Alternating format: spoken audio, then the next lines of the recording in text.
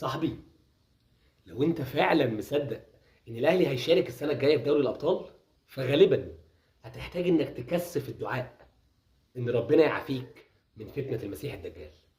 ازاي الناس هتامن بالمسيح الدجال بالرغم من استمرار التحذير منه لالاف السنين من ايام سيدنا نوح؟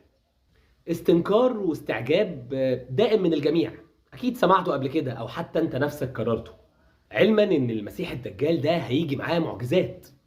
هيؤمر السماء فتمطر، هيؤمر الارض فتنبت.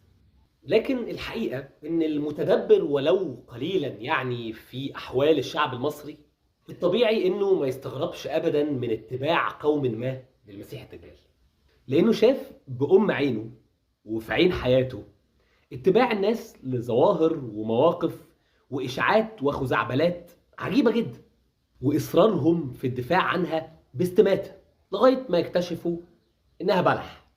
ويا دوب ما يعديش شهر 2 3 يرجعوا يأمنوا بظاهرة جديدة أو فكرة جديدة طبق الأصل العلقة اللي فاتت، لا زادت ألم ولا نقصت بنية.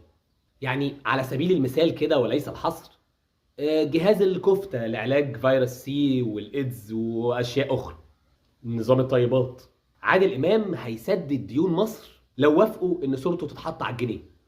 ثم نيجي للخزعبلات الرياضية، وعلى رأسها طبعا إعادة ماتش مصر والسنغال.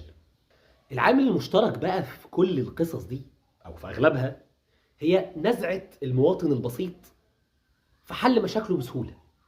فالناس مثلا طالع عينيها في مصاريف العلاج والكشف والتحاليل والعمليات، خصوصا لو الحاجات دي ما جابتش نتيجة ناجعة معاه يعني.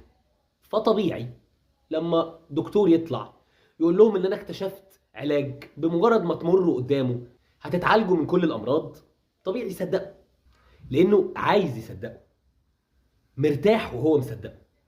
نفس الامر لما يجي طبيب يقول له ان حل كل مشاكلك انك ما تاكلش كذا وتاكل كذا وشكرا كده يابا، ولا محتاج علاج ولا محتاج انسولين ولا محتاج غيره، هيمسك فيه طبعا وهيستقتل وهو بيدافع عنه، خصوصا بقى لو دغدغ مشاعره بأفيونة الدين او الحديث عن المؤامرات. كده انت بتاعه. والامر لا يختلف كثيرا في الشائعات الرياضيه.